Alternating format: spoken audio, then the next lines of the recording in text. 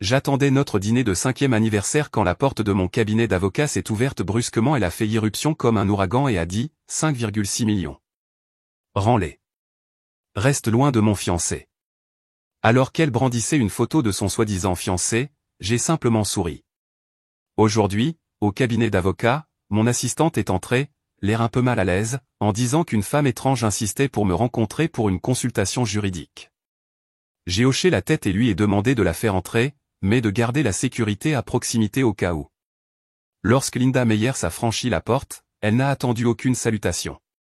Elle est allée droit au but. « Maître Thompson, si mon mari a dépensé nos économies communes pour une autre femme, puis-je légalement récupérer cet argent ?» Elle se tenait là, les yeux fixés sur moi. J'ai haussé les sourcils, essayant de rester professionnel, mais une lueur de confusion a traversé mon esprit. La question était bien trop directe, trop personnelle pour une consultation ordinaire. Peu importe combien il a dépensé, cet argent n'appartient pas à l'autre femme, n'est-ce pas, a-t-elle poursuivi, la voix s'élevant un peu, comme si elle cherchait une confirmation. J'ai pris une profonde inspiration, organisant mes pensées. Je suis avocate. Je dois être patiente, je dois expliquer les choses clairement. J'ai commencé à répondre, lui expliquant les réglementations légales sur les biens matrimoniaux, sur le droit de réclamer les actifs partagés, en essayant de garder un ton calme et professionnel. Elle a hoché la tête avec satisfaction quand j'ai eu fini, un léger sourire aux lèvres, mais ce n'était pas amical. Il y avait quelque chose de calculateur là-dedans. Puis elle a sorti son téléphone, tapotant rapidement comme si elle vérifiait quelque chose pour la dernière fois. Fait. Elle s'est tournée vers moi, les yeux vifs de résolution. Très bien, vous êtes avocate, alors je vais le dire franchement, a-t-elle dit. Si vous ne voulez pas en faire toute une histoire, rendez-moi les 5,6 millions que mon mari a dépensés pour vous. Les mots m'ont fait l'effet d'une bombe, me figeant sur place. La femme en face de moi a appuyé son menton sur une main, l'autre tendue vers moi, paume ouverte comme si elle s'attendait à ce que je lui remette l'argent sur le champ. Son ton semblait désinvolte, comme si elle parlait de la météo, mais en dessous se cachait une menace froide qui a soudainement alourdi l'air. Donnez-moi l'argent, puis restez loin de mon mari pour toujours, et je laisserai tomber. Elle a continué, les yeux rivés sur mon visage, étudiant chaque minuscule réaction. Sinon, vous êtes avocate, donc vous savez que moi, en tant qu'épouse légitime, j'ai de nombreuses façons de le récupérer. D'ici là, votre réputation sera également affectée. Et comme vous êtes une femme, je préférerais ne pas rendre les choses sordides. J'ai regardé sa main tendue, les doigts légèrement courbés, comme prêt à saisir quelque chose. C'est à ce moment-là que j'ai finalement compris ce qu'elle voulait dire. Un malentendu énorme et ridicule qui m'a presque fait rire, mais qui s'est rapidement transformé en choc. Elle pensait que j'étais la maîtresse de son mari. Pas étonnant qu'elle ait attendu si longtemps dehors juste pour poser ses questions juridiques comme un appât. Mon esprit s'est emballé. Je suis marié depuis 5 ans, menant une vie stable, travaillant au cabinet d'avocat, rentrant à la maison, allant à la salle de sport le week-end. Il n'y a aucune chance que j'ai été impliqué avec le mari de qui que ce soit. C'est complètement absurde. J'ai doucement mais fermement repoussé sa main, en essayant de garder ma voix claire et stable. Madame Meyers, je pense que vous devez me confondre avec quelqu'un d'autre. Je suis marié depuis des années et je n'ai eu aucun lien avec votre mari. J'ai fait une pause, observant son visage. Il y a eu une lueur de doute. Il doit y avoir un malentendu ici. Je suis heureuse de clarifier tout ce que je peux tant que nous pouvons résoudre cette confusion. Je me suis dit qu'une fois que j'aurais expliqué, elle réaliserait l'erreur et partirait, et je pourrais reprendre ma journée. Mais sortie de nulle part, elle s'est soudainement levée si vite que la chaise a tremblé, puis a sorti une épaisse liasse de photos de son sac et les a jetées sur le bureau avec un grand bruit sec. Vous faites toujours semblant d'être innocente. Comment pourrais-je me tromper? La femme sur les photos, c'est évidemment vous. Sa voix a grimpé, furieuse, les yeux flamboyants. Mariée est toujours la maîtresse d'un autre homme. Sans vergogne, et une avocate célèbre en plus. Vous ne pouvez même pas respecter votre propre morale. Comment avez-vous le droit de gérer les affaires des autres? Ces mots coupés comme des couteaux, me laissant sans voix. J'ai ramassé une photo qui était tombée par terre et je l'ai regardée de près. La personne sur ces photos, c'était moi. Des clichés pris sur le vif sous différents angles, comme si quelqu'un m'avait observé pendant un certain temps. J'étais stupéfaite, le cœur battant dans ma poitrine. On aurait dit qu'elle m'avait fait suivre pendant longtemps, planifiant soigneusement toute cette confrontation. J'ai demandé avec hésitation, ma voix tremblant légèrement sous l'effet de la confusion qui montait dans ma poitrine. Quel est le nom de votre mari? Depuis combien de temps êtes-vous marié? Je me suis penché en arrière dans ma chaise, essayant de garder une expression calme, mais mon esprit tournait dans le chaos. Si c'était un malentendu, je devais le clarifier maintenant, ne pas le laisser traîner. Michael Evans. Elle a incliné la tête sur le côté, ses longs cheveux tombant sur son épaule, parlant avec assurance. Mon fiancé, mais nous nous marions officiellement dans quelques jours. Elle a fait une pause, ses yeux scrutant mon visage comme si elle cherchait des signes de panique. Récemment, j'ai découvert que mon fiancé venait vous voir, alors qu'y a-t-il de mal à ce que je le suive? Je suis sa future épouse. Sa voix s'est légèrement élevée, teintée d'une note d'auto-justification, comme si elle essayait de se convaincre elle-même plus que moi. Je fais ça pour que si quelque chose ne va pas plus tard entre lui et moi, je me sois déjà occupé de vous en premier. Les mots sont tombés comme un poids lourd, rendant l'air de la pièce soudainement suffocant. Un frisson a parcouru mon échine alors que le malaise commençait à s'installer. Michael Evans. N'est-ce pas le nom de mon mari? Il se remarie. Comment se fait-il que je ne sois au courant de rien? Impossible. Mon mari est loyal, aimant. Nous sommes ensemble depuis des années, mais comment le nom pouvait-il correspondre exactement comme ça? Serait-ce possible? Juste à ce moment-là, l'écran de mon téléphone s'est allumé avec un doux digne, coupant le tourbillon de mes pensées. C'était un message de Michael. J'ai baissé les yeux, mon cœur manquant un battement. Salut, Jennifer, qu'est-ce que tu as envie de manger aujourd'hui? On va au restaurant? À quelle heure tu finis le travail? Je viendrai te chercher. D'accord. Message suivant. C'est notre 5e anniversaire de mariage aujourd'hui. Je t'ai déjà préparé une surprise. Tiens-toi prête. Ces mots familiers ont été comme une vague de chaleur, dissipant une partie de mon malaise. J'ai poussé un soupir de soulagement discret, souriant pour moi-même. Michael était toujours le même, attentionné et aimant. Je le savais. Ça devait être une erreur. Probablement juste quelqu'un avec le même nom, c'est tout. Michael et moi étions sortis ensemble pendant 3 ans, mariés depuis 5, et tout le monde autour de nous admirait l'amour que nous partagions. Les nuits blotties à regarder des films, les voyages improvisés, les mots doux chuchotés chaque matin. Il ne pouvait pas voir une autre femme, et encore moins me trahir. Après tout, je traitais souvent des cas de maris infidèles pour le compte de femmes. Je connaissais bien ce genre de douleur. Mais cette fois, ce n'était pas à moi de la porter. Je suis resté calme et lui ai expliqué doucement, ma voix douce comme si je rassurais une cliente confuse. Michael et moi sommes mariés depuis 5 ans. J'ai fait une pause, la regardant droit dans les yeux pour insister, je pense que vous m'avez confondu avec quelqu'un d'autre. Je ne suis pas la personne que vous cherchez. Et comme vous n'êtes pas encore légalement marié, vous ne pourrez récupérer aucun argent. J'ai esquissé un petit sourire, essayant de montrer de la bonne volonté. Vous pouvez m'ajouter sur un moyen de contact. Si quelque chose se présente, je serai heureuse de vous offrir une consultation gratuite. Je pensais que mon approche était assez gentille et professionnelle. Je suis avocate après tout, et si je peux aider, je devrais le faire. Melinda s'est lentement rassise, croisant les jambes avec une grâce posée mais provocante, s'adossant nonchalamment et laissant échapper un rire sec, un rire qui sonnait plus comme une moquerie. Vous me prenez pour une idiote facile à berner? Je l'ai dit assez de fois. J'ai trouvé la bonne personne. 5 600 000 c'est l'argent de mon fiancé, et j'ai le droit de le récupérer. Sa voix s'est faite plus aiguë, les yeux lançant des éclairs de colère, les poings serrés sur la table. Soit vous payez et vous coupez les ponts avec lui pour toujours, soit je m'assurerai que vous fassiez face à des conséquences juridiques aujourd'hui. Cette menace a balayé la pièce comme une rafale de vent froid, rendant limpide à quel point elle était implacable. Soit elle n'avait pas compris un mot de ce que j'avais dit, soit elle avait délibérément choisi de l'ignorer. Comme si elle vivait dans une réalité qu'elle s'était forgée. Je me suis frotté les tempes, sentant que ma tête allait exploser, les veines de mon visage se contractant, l'épuisement montant comme une marée. Quelle journée! Pourquoi dois-je gérer une cliente comme ça aujourd'hui?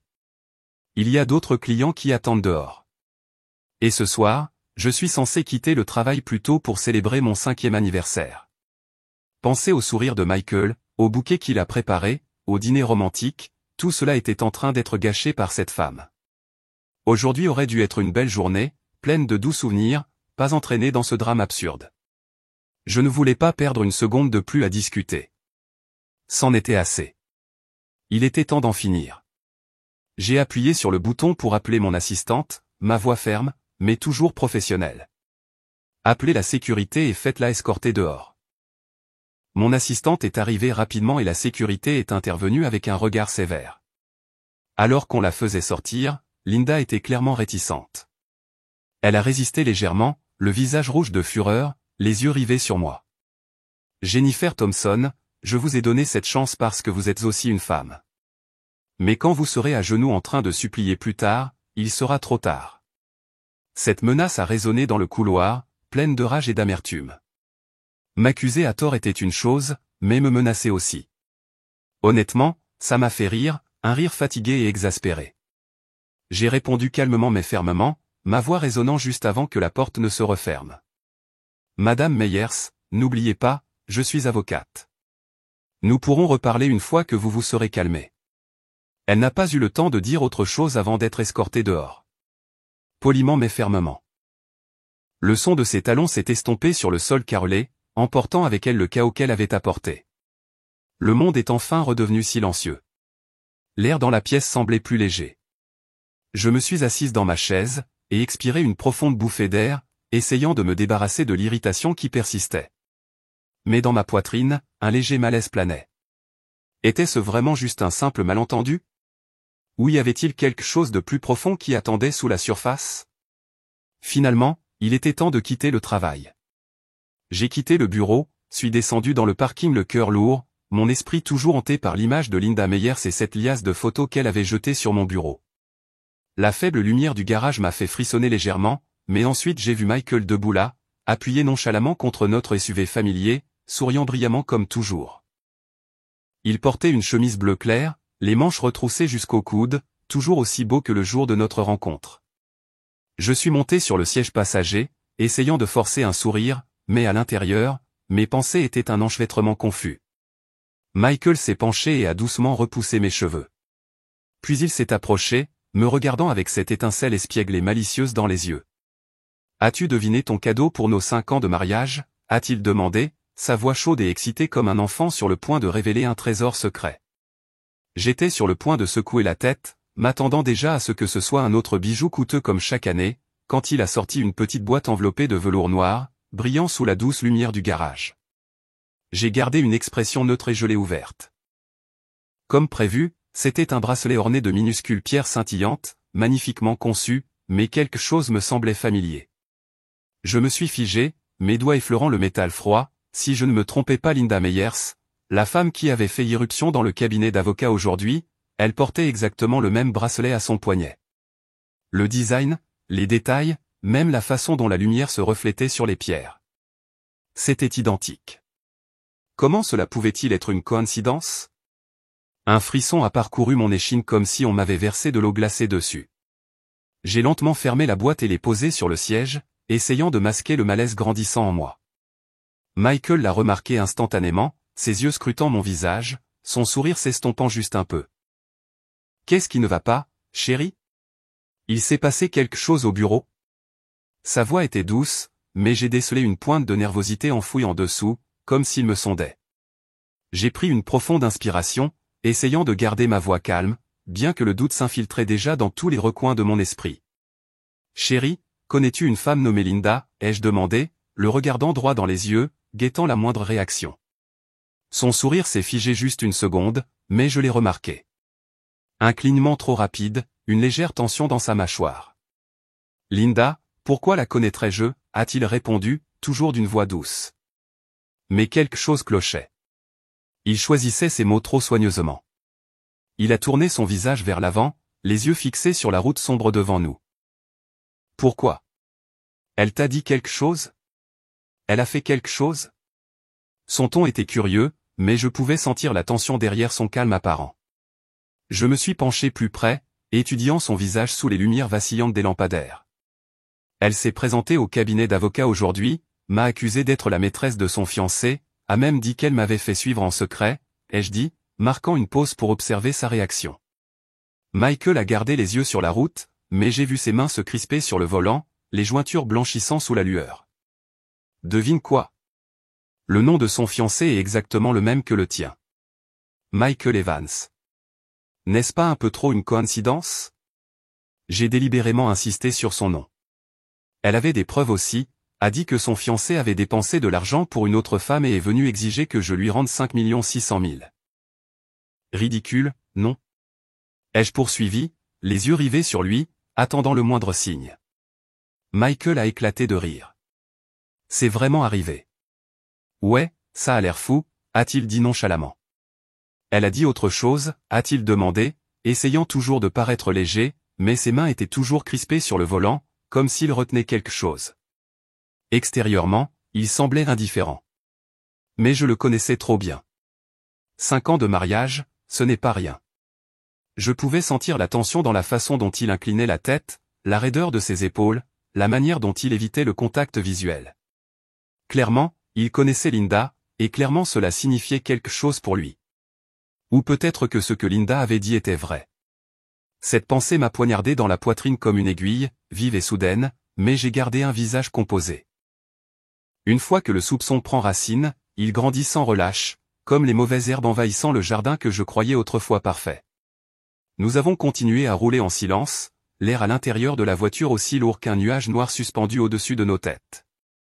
J'ai baissé les yeux, et déverrouillé discrètement mon téléphone et envoyé un texto à ma meilleure amie, Amanda Foster. Elle possède une agence de détectives privés spécialisée dans les cas complexes, lui demandant d'enquêter sur Linda pour moi. J'ai appuyé sur envoyer et j'ai attendu, puis j'ai éteint l'écran et j'ai prié en silence. J'espérais juste que la vérité éclaterait bientôt. J'espérais aussi que les sombres pensées qui tourbillonnaient dans ma tête ne se révéleraient pas vraies. J'ai jeté un coup d'œil à Michael assis à côté de moi. Il était concentré sur la route, mais son visage me semblait maintenant étrangement inconnu. Les mêmes traits que j'avais autrefois aimés, maintenant floutés par un brouillard de doute. Était-il toujours mon Michael? Ou était-il devenu quelqu'un d'autre sans même que je m'en rende compte? Il a dû sentir mon regard car il a jeté un coup d'œil avec un sourire forcé, sa voix douce mais un peu tendue. Qu'est-ce qui ne va pas? Tu as faim. J'ai secoué la tête, essayant de réprimer mon anxiété. Attends encore un peu. Nous sommes presque au restaurant que j'ai réservé, a-t-il dit, me tapotant légèrement la cuisse comme pour me réconforter, mais le geste ne m'a fait que me sentir plus froide. Nous sommes arrivés au restaurant, un endroit romantique éclairé à la bougie et par une douce musique de piano, et juste au moment où nous nous sommes assis, j'ai pris une profonde inspiration pour me calmer. Mais alors, le téléphone de Michael a soudainement sonné, le son perçant l'air comme un glas. Il a rapidement attrapé son téléphone, un mouvement si rapide que c'était comme s'il ne voulait pas que je voie l'écran, essayant maladroitement de le cacher, mais j'ai entrevu quelque chose. Le nom de l'appelant affichait clairement, Linda. Mon cœur s'est serré comme si quelqu'un venait de le presser avec des mains glacées.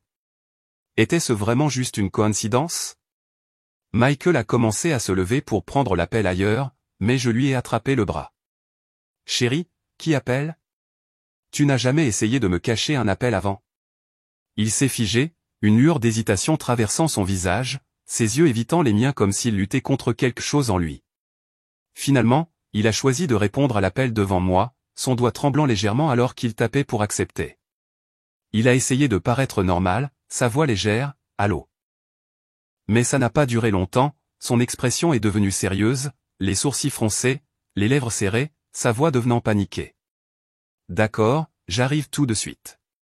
Fais attention, a-t-il dit.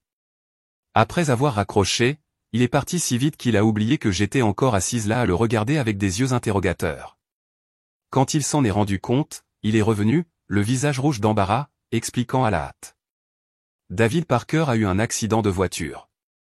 C'est vraiment grave en ce moment. Je dois y aller, sa voix bégayait, ses yeux ne rencontrant pas les miens. Je suis désolé, chérie. Je ne peux pas dîner avec toi ce soir. Je me rattraperai la prochaine fois. David Parker. C'est le meilleur ami de mon mari. Mais pourquoi ne m'a-t-il pas demandé de l'accompagner? Et pourquoi un mensonge si maladroit? Je lui ai attrapé le bras, ma voix ferme, bien que j'ai essayé de rester calme. Je viens avec toi. Michael a eu l'air stupéfait quand j'ai dit ça, son visage pâlissant, repoussant rapidement ma main un peu trop brutalement. Tu viens de finir le travail. Tu dois avoir faim. Mange d'abord et je reviendrai te chercher après, a-t-il continué, la voix tremblante. Je ne pense pas que ce soit très grave. Puis il a adouci son ton comme pour essayer de me calmer. Sois sage, bébé. Je reviens bientôt. Ne t'inquiète pas trop. Je l'ai regardé partir, sa silhouette disparaissant derrière les portes du restaurant, sans se retourner, et mon cœur était déjà glacé. J'ai sorti mon téléphone, mes mains tremblant alors que j'ouvrais le profil de David Parker. Sa publication la plus récente, il y a à peine 5 minutes, était un selfie souriant tenant un cocktail sur une plage dans un autre état avec la légende « Vivre la vie de rêve en vacances ». Mon cœur a sombré. Il n'y avait pas eu d'accident. Je le savais avec certitude maintenant. Celui qui est blessé, ce n'est pas David Parker. C'est Linda. Mon pire soupçon venait d'être confirmé. Le dernier brin d'espoir en moi avait disparu. Le coin de mes yeux me brûlait et j'ai baissé la tête pour cacher les larmes qui coulaient sur mes joues. Michael et moi, nous étions le premier amour l'un de l'autre. C'était censé être une belle histoire destinée à durer toute une vie, se tenant la main et vieillissant ensemble dans le bonheur. Qui aurait cru qu'après tant d'années d'amour, nous en arriverions à cette fin si rapidement, brisé comme un château de sable emporté par les vagues. Je n'aurais jamais imaginé, après avoir traité tant de cas de divorce et d'infidélité pour des clients, après avoir entendu leur douleur, que je deviendrais la victime du domaine même dans lequel je me spécialisais. Une avocate de la famille vivant maintenant son propre cauchemar. Je me souviens encore quand j'ai débuté et que j'ai pris mes premiers cas d'adultère et de divorce. J'avais un jour plaisanté avec Michael lors d'une soirée douillette sur notre canapé. Si un jour tu tombes amoureux de quelqu'un d'autre, dis-le-moi honnêtement. Puis j'étais devenue sérieuse. Soyons bienveillants l'un envers l'autre jusqu'à la fin. Il avait ri, m'avait prise dans ses bras, son souffle chaud effleurant mon oreille alors qu'il promettait. Je n'aimerai jamais personne d'autre que toi, Jennifer. Je le jure. En y repensant maintenant, je réalise que les promesses n'ont de sens que lorsqu'il y a encore de l'amour. Maintenant, elles se dissolvent comme de la fumée, laissant derrière elles une douleur qui coupe jusqu'à l'os. J'étais assise seule dans ce restaurant, la lumière des bougies maintenant aveuglante, la musique du piano résonnant comme une moquerie. La vie est cruelle, et moi, une avocate forte, j'étais maintenant assise là à pleurer une trahison. Juste à ce moment-là, le serveur a commencé à apporter les plats un par un, me ramenant à la réalité. J'ai rapidement essuyé les larmes au coin de mes yeux, les balayant du dos de ma main, essayant de cacher ma faiblesse au regard curieux du jeune serveur. Il a souri poliment et a placé l'assiette de salade devant moi sans rien demander. Les choses en étaient arrivées là. Je devais ajuster mon état d'esprit pour faire face à la séparation à venir. C'est ce que je me suis dit en prenant ma fourchette et en essayant d'avaler chaque bouchée. Pendant que je mangeais, mon téléphone a vibré légèrement sur la table, l'écran s'illuminant avec un message d'Amanda. « Chérie, à propos de leur situation. Je pense que tu devrais te préparer. » Ces mots ont frappé ma poitrine comme un poids, faisant que la nourriture se coinçait dans ma gorge. Mentalement, je me préparais déjà depuis longtemps. Les messages suivants sont arrivés comme une tempête. Ils sont ensemble depuis 3 ans. Michael lui a même acheté une maison et une voiture. Michael passe occasionnellement la nuit chez elle, et il semble qu'elle soit enceinte. Je me suis figé. La fourchette suspendue en l'air, la nourriture retombant dans l'assiette. Michael et moi ne sommes mariés que depuis 5 ans, et ils sont déjà ensemble depuis 3, et maintenant ils vont avoir un enfant. C'est Michael qui ne voulait pas d'enfant. Maintenant, il en a un avec quelqu'un d'autre. J'ai eu l'impression d'être une blague, une farce cruelle du destin. En tant qu'avocate, je suis trop familière avec les gens qui pardonnent aux infidèles par amour. Des clientes qui s'assoient en face de moi en pleurant sur la façon dont elles ont pardonné pour être trahies à nouveau. Sans exception, ça se termine toujours par la perte de l'amour, de l'argent, ne laissant que la douleur et le regret. Mais moi, j'allais me battre pour ce qui m'appartient de droit, nos biens communs, ma dignité et la vérité. J'ai appelé Amanda, ma voix tremblante mais ferme. Viens ici maintenant. Nous allons affronter l'infidèle ensemble. Sa voix à l'autre bout du fil était pleine d'inquiétude. D'accord, j'arrive. Reste où tu es. Peu de temps après, nous avons trouvé l'hôpital où Linda était admise. Dans la chambre d'hôpital, à travers la porte entr'ouverte, j'ai vu Linda reposer sa tête sur l'épaule de Michael, ses longs cheveux tombant en cascade, le visage pâle mais jouant l'ingénu. Michael, je suis enceinte, et pourtant notre mariage ne cesse d'être reporté. Combien de temps devrais-je encore attendre? Sa voix était douce, mêlée de douces plaintes, sa main caressant son bras. Michael lui a caressé les cheveux, sa voix douce. Bientôt, chérie, j'y travaille. J'ai poussé la porte entr'ouverte avec force, le son brisant leur moment chaleureux. Michael, je veux une explication claire. Tu n'as même pas encore divorcé de moi. Comment peux-tu prévoir de te marier avec quelqu'un d'autre? Ma voix a résonné dans la pièce, froide, comme une sentence lue à haute voix. Michael a paniqué en m'entendant, repoussant Linda de sa poitrine si brusquement qu'elle a failli tomber. Son visage est devenu pâle, les yeux écarquillés de choc. Linda l'a regardé d'un air vide, puis s'est tournée et m'a fusillé du regard avec haine. Qu'est-ce que tu fais ici? Comment Michael pourrait-il être marié avec toi? Il ne s'est même jamais marié. Elle s'est déplacée, cherchant à attraper le bas de la chemise de Michael à proximité, les doigts s'agrippant fermement comme si elle s'accrochait à son dernier espoir. À ce moment-là, tous les regards dans la pièce se sont tournés vers Michael, les miens, ceux d'Amanda derrière moi avec un regard furieux, et ceux de Linda, ses yeux vitreux de larmes. Michael a trébuché, submergé par la pression, et s'est rapidement levé, essayant de me tirer dehors pour s'expliquer, me saisissant fermement le poignet. Jennifer, écoute-moi. Cette main venait d'être enroulée autour de Linda, et maintenant elle me dégoûtait. L'odeur inconnue de son parfum persistait encore sur sa peau, me retournant l'estomac. J'ai arraché mon bras avec force, ma voix mordante et sarcastique. Ne me touche pas. Qu'est-ce que tu essaies d'expliquer exactement? Que tu me trompes depuis 3 ans, ou que tu vas avoir un bébé avec quelqu'un d'autre? Amanda a poussé Michael de côté, me soutenant, sa voix aussi tranchante qu'un couteau. Le PDG Michael est vraiment quelqu'un. Marié et planifiant toujours un second mariage avec une autre femme. Linda s'est levée du lit en rage, s'avançant en titubant, le visage rouge de fureur, s'agrippant au cadre du lit pour garder l'équilibre. Qui diable êtes-vous? Mêlez-vous de ceux qui vous regardent. Pas étonnant que vous soyez meilleurs amis. Vous êtes toutes les deux des déchets. Après nous avoir insultés, elle s'est de nouveau tournée vers Michael, lui tirant la main, son expression devenant pitoyable, sa voix soudainement douce et suppliante. Michael, ce qu'elles disent n'est pas vrai, n'est-ce pas? Tu n'es pas marié, n'est-ce pas? Je sais que ça a dû être juste un moment de faiblesse. Tu as été séduit par elle, mais au fond de toi, tu m'aimes, n'est-ce pas? Elle a continué, sa voix tremblante. Je comprends que le report du mariage n'est pas de ta faute. Ça doit être parce que tu as été occupé par quelque chose, n'est-ce pas? Elle inventait même des excuses pour défendre Michael, pensais-je amèrement, le cœur endolori. Elle m'avait clairement fait suivre pendant longtemps. Elle a sûrement trouvé des signes que Michael pouvait être marié, mais elle a refusé de l'accepter. Elle ne l'a même jamais confronté, restant enfermée dans son propre fantasme. Michael est resté là un long moment, sans rien dire, ses yeux allant de moi à Linda, son visage tordu d'inconfort. Le voyant lutter, incapable de dire quoi que ce soit de clair, j'ai décidé de l'aider, ma voix froide. Michael, ta maîtresse est désespérée de se marier. Alors dis-moi, quand exactement allons-nous divorcer? J'ai sorti les papiers du divorce que j'avais déjà préparés de mon sac et les ai tenus devant lui. Ils sont prêts. Tout ce que tu as à faire, c'est de signer. En voyant les documents, Michael ne les a pas pris. Son visage a vacillé, ses yeux esquivant les miens, les poings serrés. Il a dit à Linda d'attendre dans la chambre, puis m'a tiré brutalement vers la cage d'escalier. Le mouvement était si soudain que j'ai failli trébucher. Cette fois, il ne m'a pas laissé la chance de me libérer.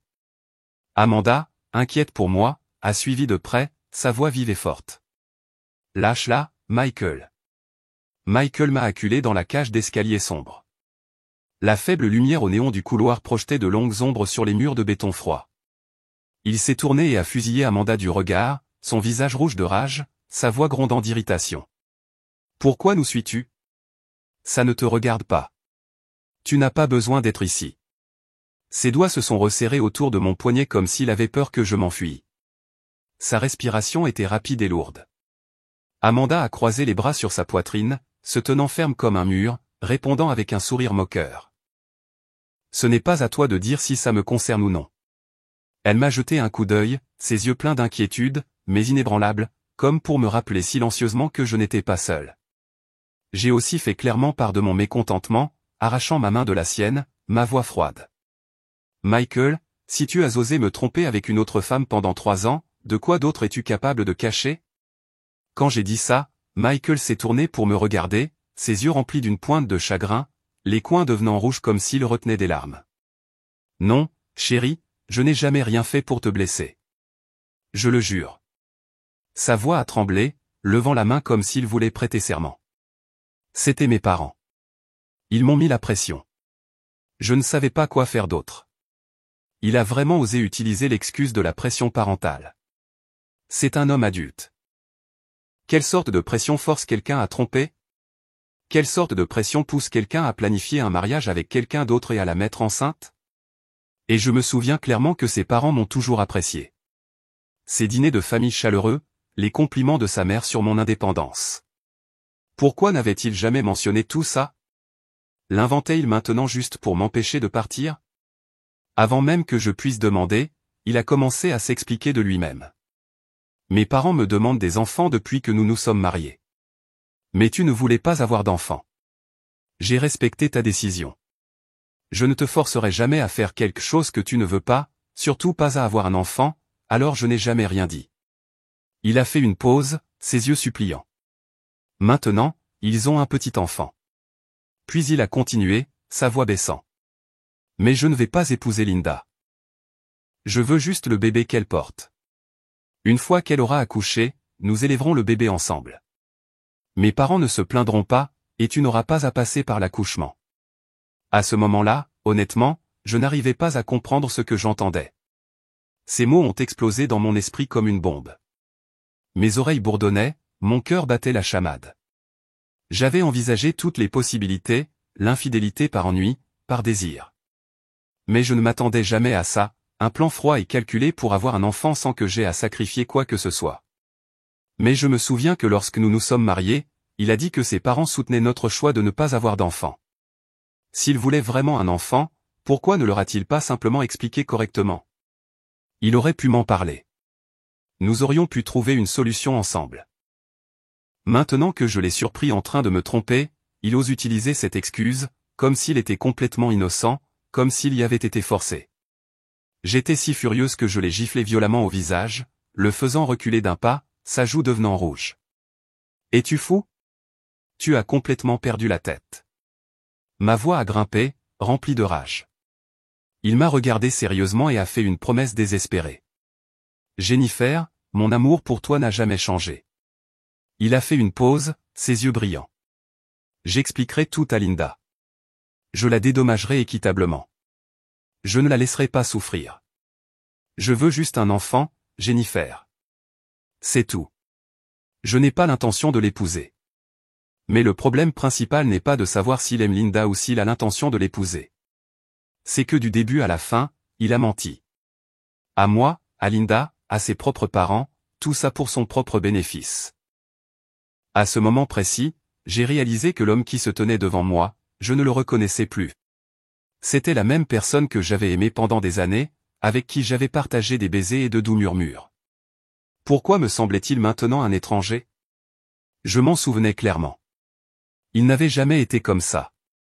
Il partageait tout avec moi, discutait des choses avec moi, et maintenant il pouvait imaginer un stratagème pour manipuler quelqu'un d'autre afin d'avoir son enfant. C'était terrifiant. Si terrifiant que ça me donnait la chair de poule comme un frisson glacial parcourant mon dos. Je l'ai regardé droit dans les yeux, chaque mot clair, sans hésitation. Divorçons, Michael. En entendant le mot divorce, Michael a explosé de colère. Son visage s'est tordu de rage, me saisissant les épaules si fort que ses doigts se sont enfoncés dans ma peau. Je ne divorcerai pas de toi, Jennifer Thompson. Je ne divorcerai jamais de toi. Tu divorces de moi à cause d'un enfant? Sa voix s'est faite plus aiguë, pleine d'une indignation blessée. Sais-tu seulement à quel point mes parents m'ont mis la pression ces 5 dernières années? Je ne t'ai jamais rien dit de tout ça. J'ai tout enduré seul. Ça a été si difficile pour Linda de finalement tomber enceinte. Et maintenant, tu veux divorcer à cause de ça. Ridicule. Vraiment ridicule. Il l'a dit comme si tout ce qu'il faisait était pour moi, comme s'il était une sorte de martyr. Mais tout ce que je voyais, c'était de l'égoïsme.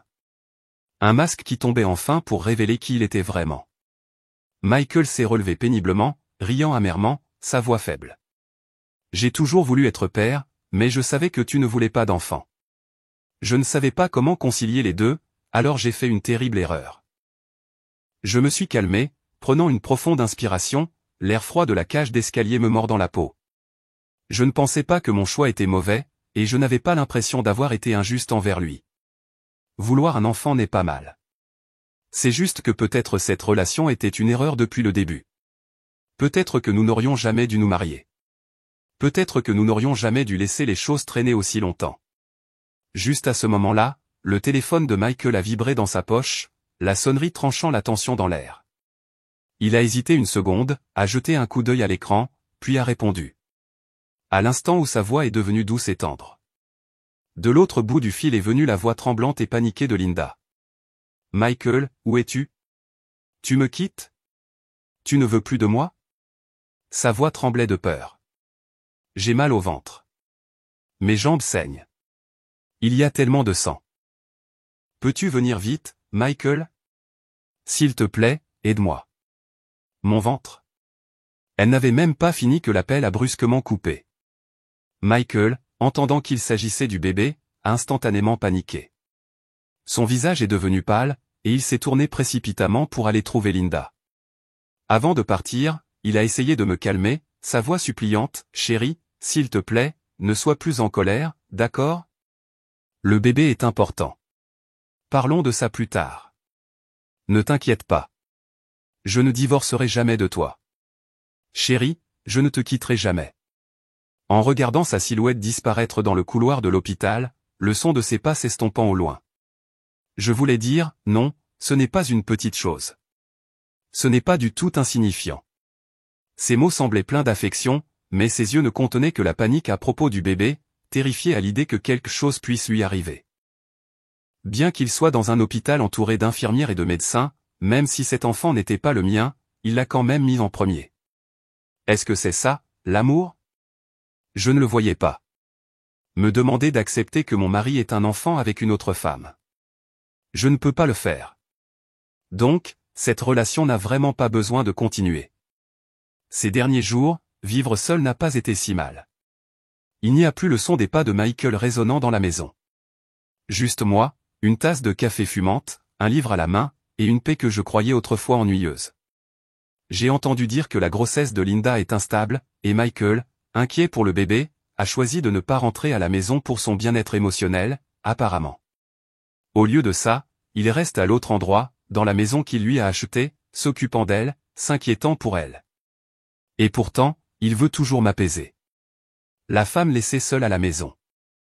Il m'envoie des lettres manuscrites pour s'expliquer, des enveloppes blanches portant son écriture familière. Je les tenais dans mes mains, les doigts effleurant le papier, mais je ne les ai pas lues, je ne les ai pas ouvertes. Je les ai jetées tranquillement à la poubelle.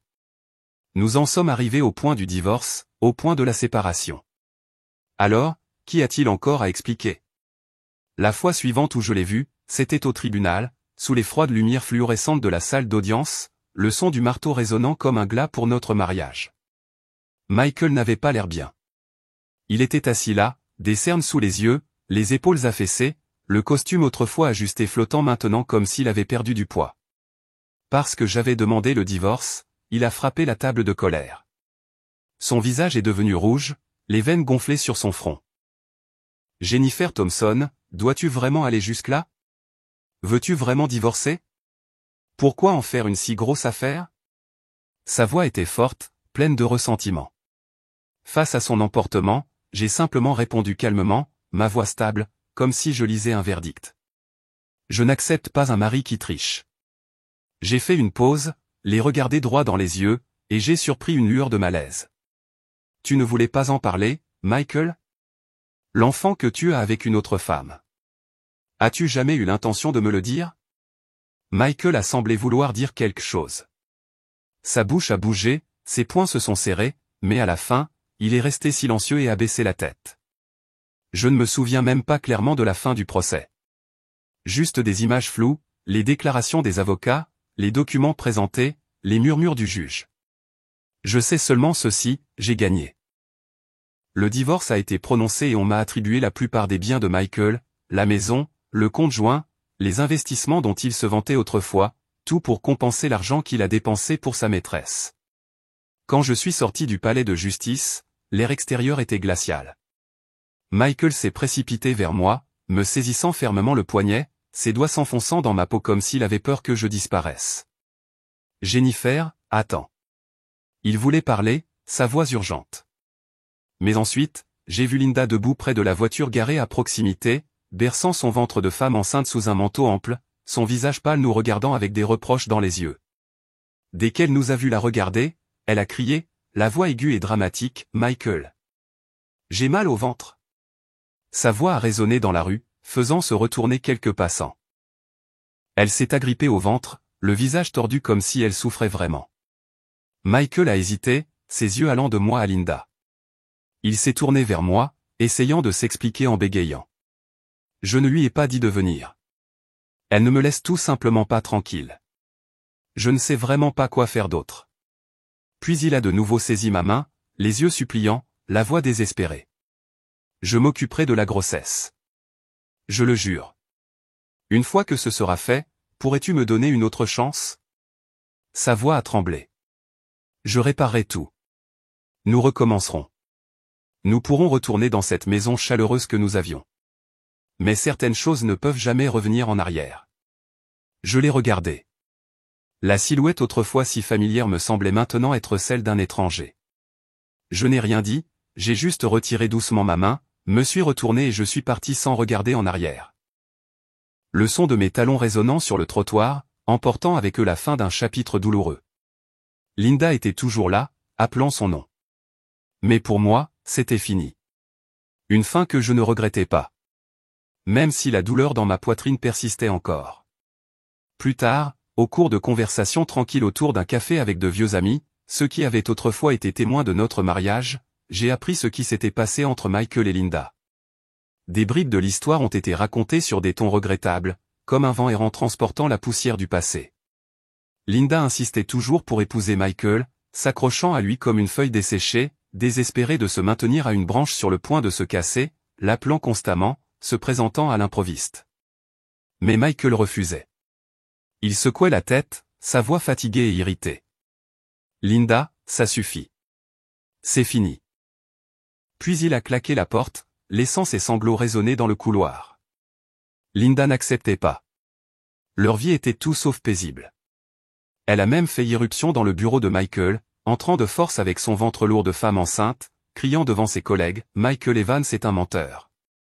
Il a promis de m'épouser et m'a abandonné. » Son visage est devenu rouge, son doigt tremblant alors qu'elle le pointait du doigt jusqu'à ce que la sécurité doive l'escorter dehors au milieu des chuchotements et des regards. Mais ce qu'elle a obtenu n'était encore que le refus froid de Michael. Après ce rejet, les émotions de Linda se sont complètement effondrées. Elle a essayé de répandre des rumeurs sur Michael en ligne, publiant de longues accusations larmoyantes. Michael Evans m'a trompé, a fait des promesses, puis m'a quitté alors que j'étais enceinte de son enfant, accompagné de photos, des légendes haineuses se propageant comme une traînée de poudre, suscitant une frénésie sur les réseaux sociaux. Finalement, Michael a fait face à des conséquences juridiques, a été renvoyé de son entreprise pour faute professionnelle, et est sorti du bâtiment avec une boîte en carton d'effets personnels à la main, son visage émacié, les épaules affaissées sous le poids de l'effondrement. Linda, quant à elle, s'est retrouvée empêtrée dans des litiges juridiques avec Michael au sujet de la maison et de la voiture qu'il lui avait autrefois promise. Quant à moi, après le divorce, je me suis jeté à corps perdu dans ma carrière. De longues journées au cabinet d'avocat, des piles de documents s'élevant à côté de moi, le tapotement rythmique du clavier résonnant comme le battement de cœur d'une nouvelle vie. Et puis j'ai gagné une affaire majeure, un scandale d'infidélité complexe, où je me suis tenu au tribunal avec une voix stable, des preuves solides, et j'ai reçu les éloges du juge. Maître Thompson, votre plaidoirie était excellente. Cela a conduit à une promotion, un déménagement dans un bureau plus grand avec des fenêtres donnant sur la ville animée où la lumière du matin entrait à flot, apportant avec elle un souffle de liberté. Les matins où je me réveillais seul, préparant du café dans une cuisine bien rangée, je pouvais sentir la paix se répandre en moi comme un courant frais, emportant les nuages sombres du passé. Les après-midi à me promener dans le parc, le son des rires d'enfants au loin me rappelait que la vie continue. Et maintenant, je suis libre de choisir, de respirer, de vivre sans être lié par de fausses promesses ou des secrets enfouis. De nouveaux commencements naissent des choses ordinaires. Un bon livre sur l'étagère, une courte escapade à la plage où les vagues effacent doucement les empreintes de pas dans le sable. Et j'ai appris à lâcher prise, à laisser le passé s'éloigner. J'ai réalisé que dans ce long voyage sinueux de la vie, où la douleur ressemblait autrefois à une lame tranchante traversant le cœur, elle s'estompe finalement en de légères cicatrices, rappel de la force intérieure. Que la liberté n'est pas de fuir, mais de libérer ce qui ne vous appartient plus.